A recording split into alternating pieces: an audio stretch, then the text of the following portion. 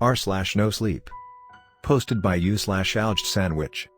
My friend didn't follow the rules, now he's missing. Part 2. Urgent. This post is urgent. I'm getting closer to an answer than I've ever been. I'll start from the beginning. I got to the town around 1 a.m. this morning. I rented a cheap family-run motel room and tried to get some rest. Well, my thoughts were racing around my head, and I got around 2.5 hours of sleep. At 3:34 a.m., exactly I remember, I woke up in a cold sweat.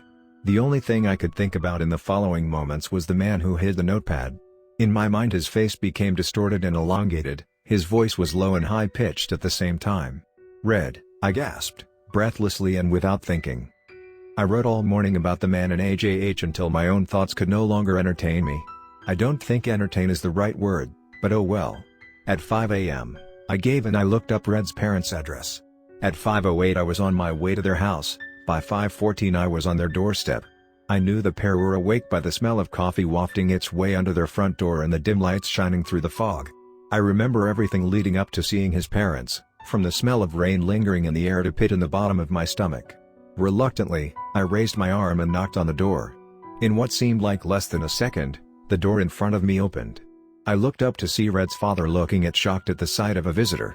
His face was pale, his blonde hair was neatly tucked, and his large eyes looked like a doll's. "Who are you?" he asked, hurriedly. For a moment, I had no words. Then my tongue caught up with me and I introduced myself. "I'm _ Why?" he wondered. "Why are you here?" Solemnly, I told him, "I knew your son." "I don't have a son. I have a daughter." "Oh," I stuttered. I mean the son you had. And no, I mean, Red. I'm sorry. I didn't mean." "Come inside." He moved away from the doorway and I stumbled inside the house. Inside, another man was sitting at the kitchen table alongside Red's mother, another woman, and who I supposed was Red's sister.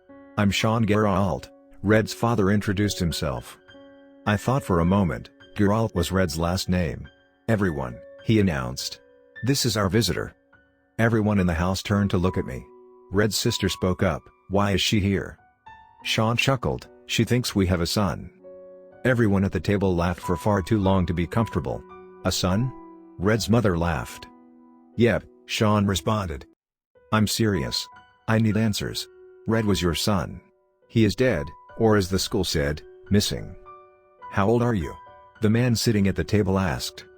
"I'm 47. "So are we." Red's mom laughed.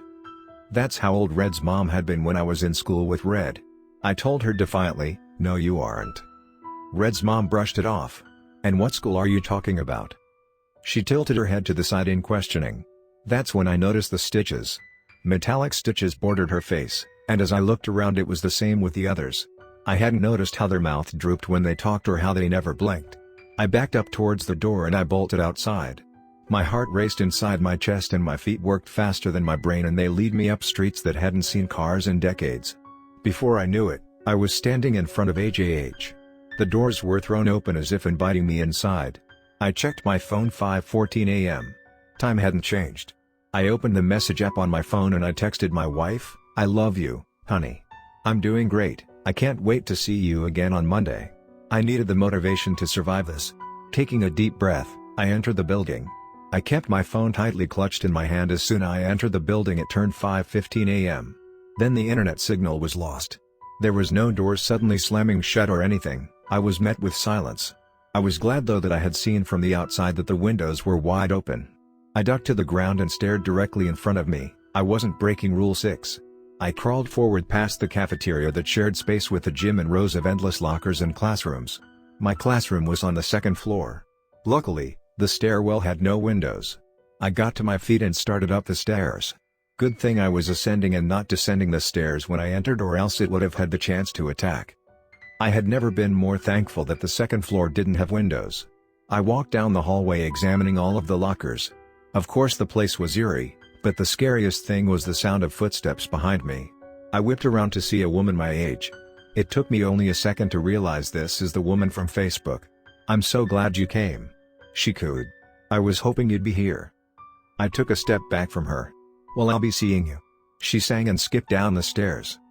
I could tell by the sound of footsteps downstairs that she didn't duck around the windows.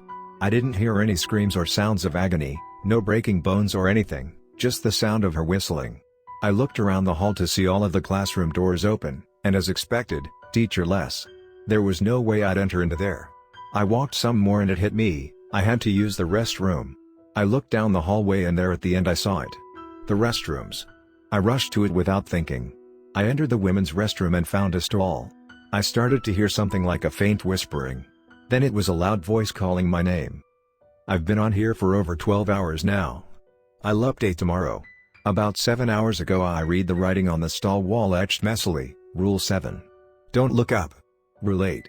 Don't say his name. My wife is dead. I see my wife posted her tales here and I will continue the tale here, on her account.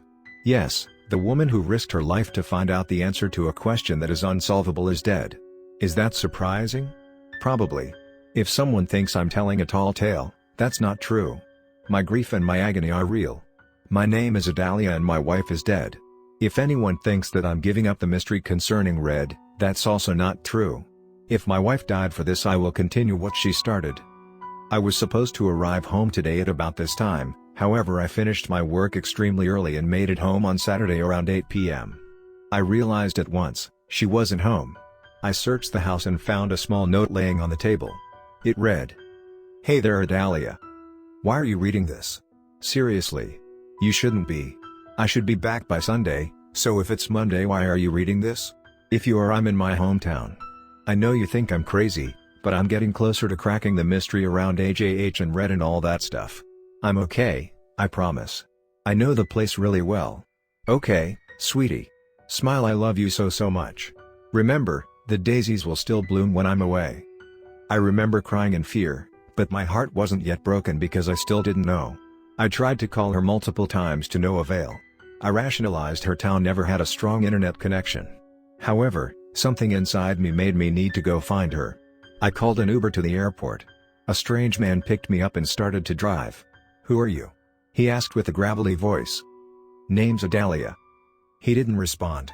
He only sped up. "Slow down," I commanded. He didn't. He drove faster until finally he slowed once we reached the airport. I tried to open the door, but it was child-locked. I hissed at him, "Open the door." "Wait," he responded. "Where are you going?" "It doesn't concern you." He got out of the car and opened my door.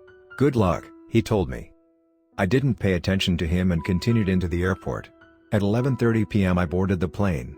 I don't remember the time we got to the town, but it was late or rather extremely early. My eyes were heavy with tiredness and I found a cheap family-owned motel and was put into room 3. I passed out completely and woke up at 5:14 a.m. on Sunday. I sat on the edge of my bed for a moment and looked through any calls or texts I may have received from her. No new messages. I did, however, find one voicemail from Friday. I opened it right away. I could hear the panic in her voice. "Adalia. Hi, honey. Have you read the note I left? Please do. Okay, I'm going to die. I broke a rule. A rule I didn't know what it even meant. Oh God, I hear it coming to get me now. It's horrifying." I said his name. "Don't say Red's name. If you come, don't do it. I'm going to go soon, honey. I love you." "Wait, I know how Red died. He broke rule 2. Okay? Then, he came and killed him. Find the notepad. I love you. The daisies will still bloom when I'm dead." That was the message she left. I didn't move. I was paralyzed with grief. For a moment, I felt that I wasn't in my body. I saw myself sitting on the bed in pain. Then I snapped back. I saw myself drop the phone, causing her last words to echo around the hotel room. I felt my body go numb as the tears spilled out of my eyes and I had no thoughts except for pain. After an hour that seemed like days I stood up and I was numb. I got dressed and I ran to the lobby. "Where's AJH? I demanded the teen at the desk to tell me. "It's shut down years ago." "Tell me." He told me and I went as fast I could go until I was in front of an old school building. In front of the school was a yellowed piece of paper on the ground. I grabbed it up and read its writing. 1. If you see a shadow on the walls as you descend down the stairs when you are alone, close your eyes, knock on the wall, and go back up the stairs. 2. If your back is turned while you are talking to someone and you turn around and they are not there, enter the nearest classroom with at least 2 other humans inside. Do not worry, it is not as it seemed. 3. If you are in the restroom and you hear a teacher's voice tell you to exit the restroom with no other reasoning, Hide in a stall. Do not exit until the voice stops. 4. Do not enter a room that does not have a teacher inside. 5. If you are more than 10 minutes late for your first class, hide until the next bell rings. 6. Under no circumstances may you look outside the windows while inside the building. 7. Don't look up. 8. Don't say his name.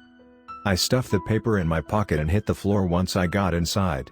I crawled forward at a speed I didn't know that I could. I found another note on the ground. Upstairs. I found the stairwell and walked up the stairs.